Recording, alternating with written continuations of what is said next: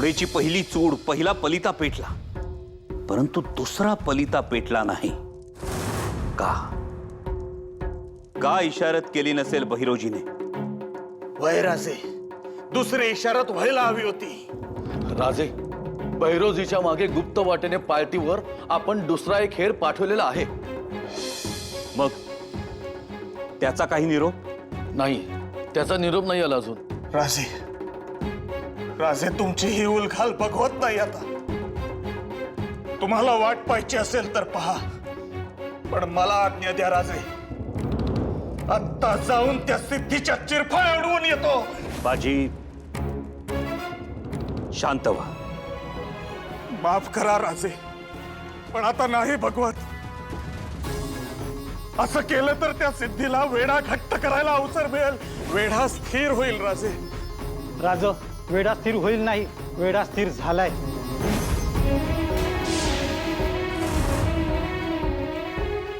घोड्याची दुसरी चूड पेटली नाही तेव्हाच आम्हाला शंका आली होती. ती खरी ठरली. होय राज, भैरोजी हसमांच्या हाती लागले. पण मग तरीही खुणीची चूड कशी पेटवली त्यानं? नाही बाजी, घोड्याची चूड पेटवली ती बहिरोजीनी नाही, ती पेटवली सिद्धी जौहरनं. समजापासून आपल्याला तोडले, चौबाजूनी वाटा रोखल्या. चुकून माणूसच काय, ससा रान मांजर दिसलं तरी त्याला मारायचंय. पुढच्या पाखराला छेदायचा असा आदेश दिलाय त्या जौहरनं. असं आता काय करायचं राजे? जगदंब, सिवा को लगता है कि सिद्धि जौहर एक खतरा है उसके लिए, लेकिन वो गलत सोचता है. क्यों? क्योंकि सिर्फ एक ही खतरा नहीं है, दूसरा मैं लाने वाला हूं. क्या करने वाले हो तुम? आप देखती जाओ. हम खुद उस पर हमला करेंगे और हमारा गया हुआ सारा मुल्क हम जीतकर वापस लाएंगे. अम्मी जान, यही सही मौका है. दखन में चूल्हा जल रहा है, तवा गर्म है. अपनी रोटी सेक लेंगे. जलते हुए कोयले से हमारे हाथ भी चल चुके हैं, भूल गए तुम? दक्खन में हमारे कितने लोग मारे गए, कितनी दौलत खत्म हो चुकी है. तो अब हम क्या सिर्फ देखते रहेंगे? ऐसा हमने कब कहा? हम समझे नहीं. क्या मतलब? मतलब समझ जाओगे. हमारी तरफ से खलीता लिखो. खतरा तो लाया भी जा सकता है, और इसे कहते हैं दूसरे की काठी से सांप मारना. मतलब काम तो हमारा ही होगा, लेकिन ना हमें कोई खर्चा होगा, ना कोई तकलीफ.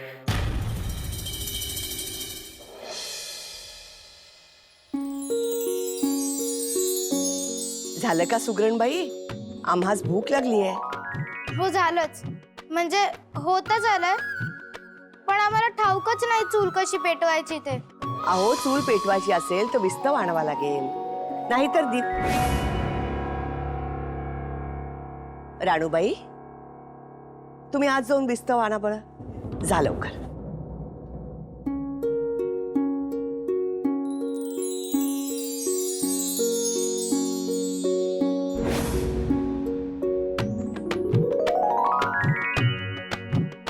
बहिरजी, आम्हास आधी हे सांगा, आमच्या राणूबाईंचं पत्र त्यांच्या आबासाहेबांना मिळालं ना? पत्राचं उत्तर घेऊन आलात? चला, हे बरं झालं. हे पत्र आता आम्ही पुतळाबाईंकडे देतो आणि राजेंना ताकीद द्या, ह्यापुढे उशीर खपवून घेतला जाणार नाही. होय.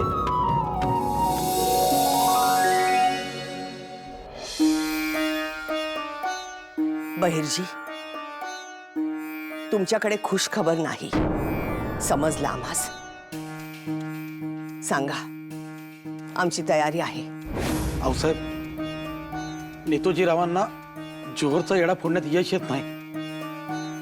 राजे येड्यात पुरते अडकून गेलेत. अजून एक भयंकर खबर आहे. सांगा. औरंगजेबाला इजापूरहून खलिता रवाना झाला. काय मजकूर? राजांच्या विरोधात एक होण्याचा. बहिर्जी, नेताजी रावांना ताबडतोब राजगडावर बोलावून घ्या. राजगडावर? आज्ञेची तात्काळ अंमलबजावणी करा. जी आऊसाहेब. गुस्ताख! कौन है ये? फाजिल खान का सिपाही.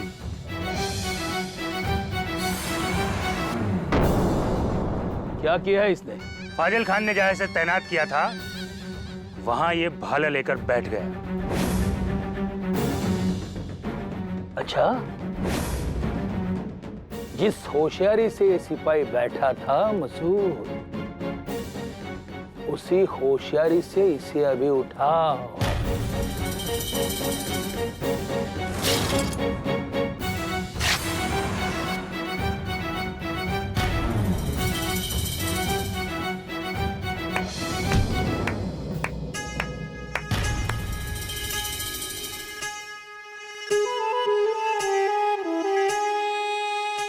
वाह सिद्दी साहब वाह, जिस सफाई से हम जुबान चलाते हैं उसी सफाई से आपने इसकी जुबान हमेशा के लिए बंद कर दी. अप्रतिम, दिलचस्प. आपकी तारीफ. काशी तिमाजी पाळण्यातलं लाव. आदिलशाही दरबारातील दिनायतराव. सल्तनतीचा सेवक आहे मी. आणि आता जौहर साहेबांच्या मदतीसाठी बेगम साहेबांनी मला पाचारण केलं आहे.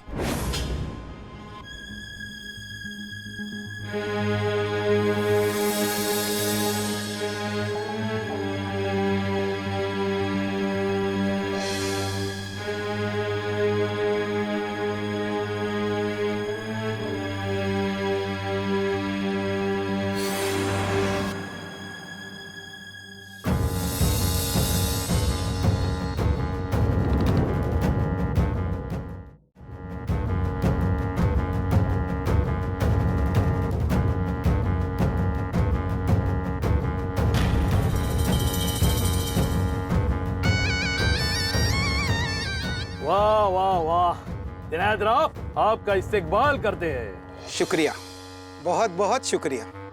गुस्ताखी माफ हो, ये मेहमान नवाजी तो होती रहेगी, मगर ये बताए कि एक छोटी सी गलती के लिए आपने मेरा एक सिपाही मार दिया. छोटी गलती? हाँ, छोटी सी गलती. गलती हमेशा गलती होती है, गलती कभी छोटी बड़ी नहीं होती. और ऐसी छोटी छोटी गलतियां जीत को हार में तब्दील कर देती है. और जौहर साहब यहाँ जीतने के लिए आए हैं. बहुत खूब. सुना फाजिल खान, और मुझे अफजल खान बनने का कोई शौक नहीं है. तेरा डालने का मतलब समझते हो?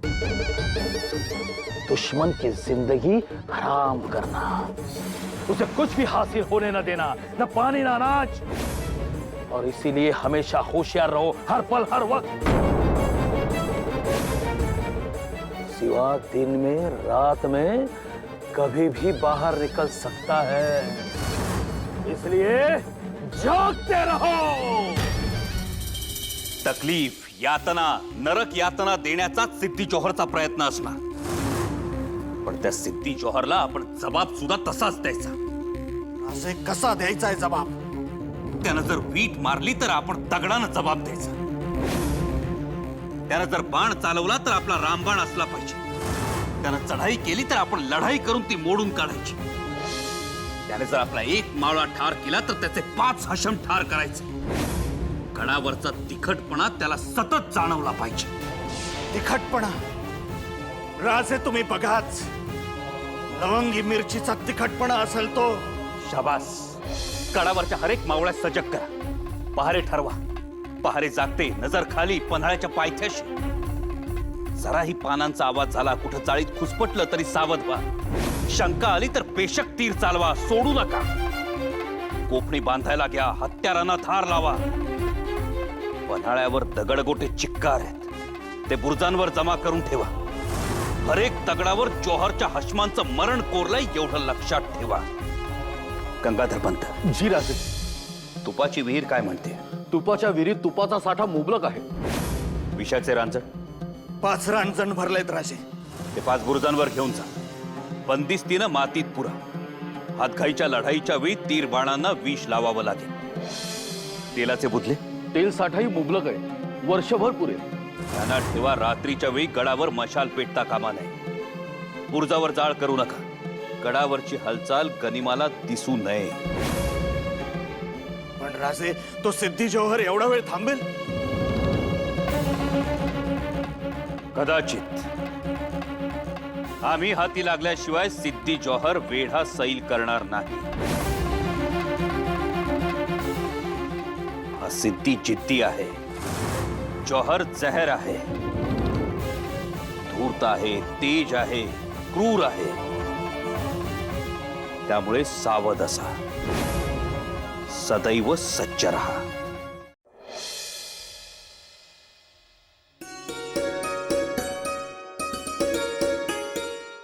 किती कठीण आहे हे. तिटकुल्या राणूबाईंच्या पत्राला उत्तर द्यायचं, तेही राजेंच्या भाषेत. कसं कसं जमवावं बरं? काय लिहावं?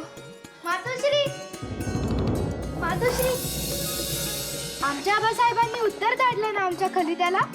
बघू बघू. अहो राणूबाई, जरा धीर धरा की हो.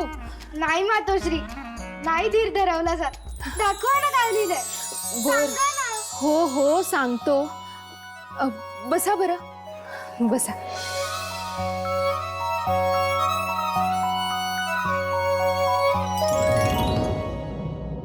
चिरंजीव लाडक्या राणूबाईस अनेक शुभाशीर्वाद.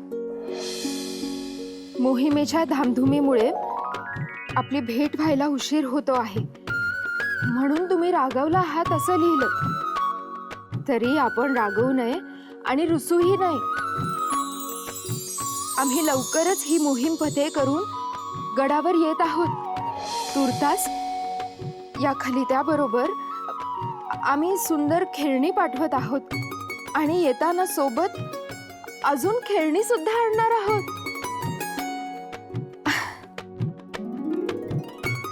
छोटे शिंगरूही आणणार आहोत. शिंगरू म्हणजे? घोड्याचे पिल्लू. तुम्हाला बसायला रपेटीला. खरंच किती किती छान आहेत आमचे आबासाहेब. आणि आमची गोष्ट, आम्ही गोष्टही पाठवायला सांगितली होती. हो हो, गोष्ट सुद्धा आहे ना. ऐका हा.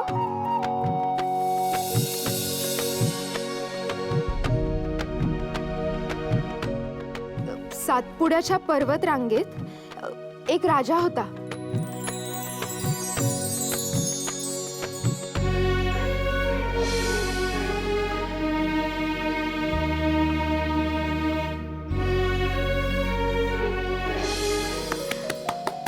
झाली, संपली गोष्ट. त्या तो खलिता आम्ही जपून ठेवतो. नाही नाही राणूबाई, अहो अहो या खलित्यात की नाही, आऊ साहेबांसाठी पण निरोप आहे हो. आम्हाला हा खलिता त्यांनाही द्यायचा आहे. मातोश्री ठीक आहे, पण नंतर आम्हाला द्यायचा हा खलिता.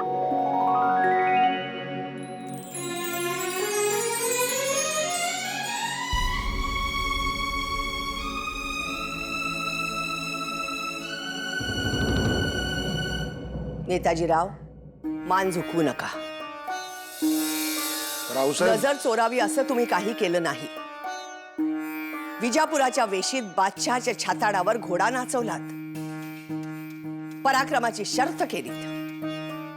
वय रावसाहेब, पर खरं तर यांनी भगवा रावलाच असता, पण आपली फौज तेवढी दमगीर झालेली. म्हणूनच आमची तक्रार नाही. फक्त नियोजन असतं तर बडी बेगमनं या खुदा म्हणून अंग टाकलं असतं आणि सिद्धीनं पन्हाळा सोडून विजापुरास धाव घेतली असती. आपला कावा तडीस गेला असता. तो तडीस जावा म्हणून तर सिद्धीवर चालून गेलो होतो आऊसाहेब. तिथेच चुकलात तुम्ही, कारण इथे नियोजन आणि संपर्क कमी पडला. तुम्ही काय करता आम्हास ठाऊक नाही, राजेंना ठाऊक नाही. वय मला बी इजापूरहून 15,000ची फौज सिद्धीच्या मदतीला चालली ही खबर देताच नाही आली. म्हणून नेताजीराव तुमचा पराक्रम व्यर्थ ठरला. आऊसाहेब, राजांच्या काळजीने चूक झाली, पण पुन्हा आता असं घडणार नाही. पुढची कामगिरी सांगावी.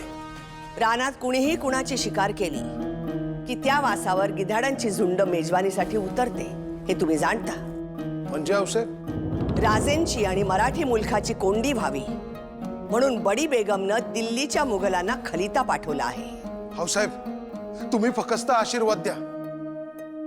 या दख्खनच्या पठारावरनं एक बी गिधाड चित्त जाणार नाही बघा. तेच हवंय आम्हास. सरसेनापती सज्ज व्हा. स्वराज्यावर दुहेरी संकट आलंय. एक अली आदिलशहाचं आणि दुसरं क्रूर औरंगजेबाचं. कहाँ है, कहाँ है हमारे मामू जान? हमारी नजर में हर हिसाब और हद से परे हैं हमारे मामू जान, नवाब शाइस्ता खान.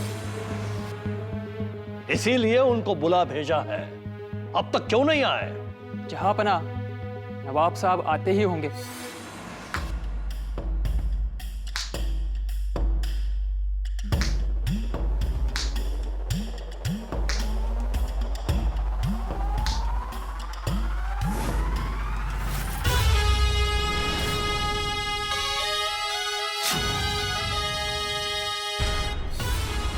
आइए आइए मामू जान, खुशामदीद.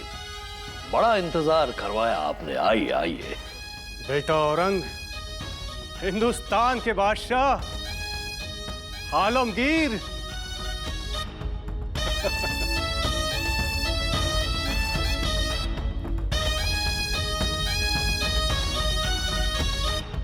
मामू जान, हमारे बुलावे पे आप आए, बड़ी खुशी हुई.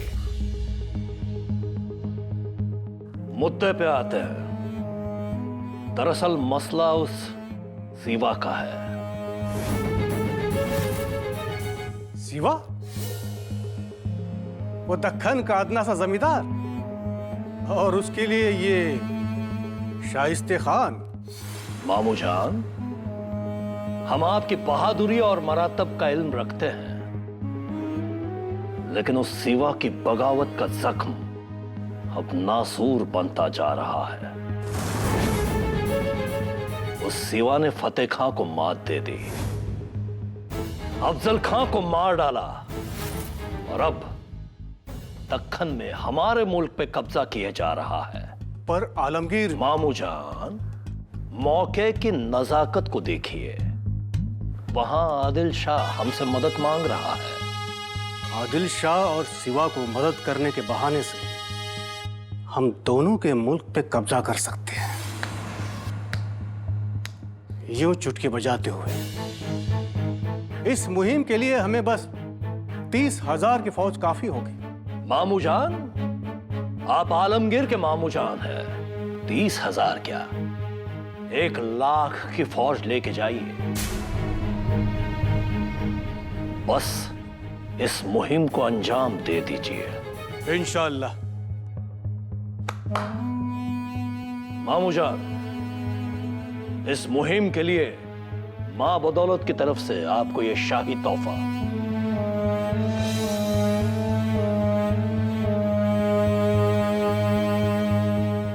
ये क्या मजाक है आलमगीर? उस सिवा को मारने के लिए इस शमशीर की क्या जरूरत है? उसके लिए तो शाइस्ते खान की उंगलियां ही काफी है. पहली उंगली से मैं उसे दबोच लूंगा, दूसरी उंगली से मैं उसे पकड़ लूंगा,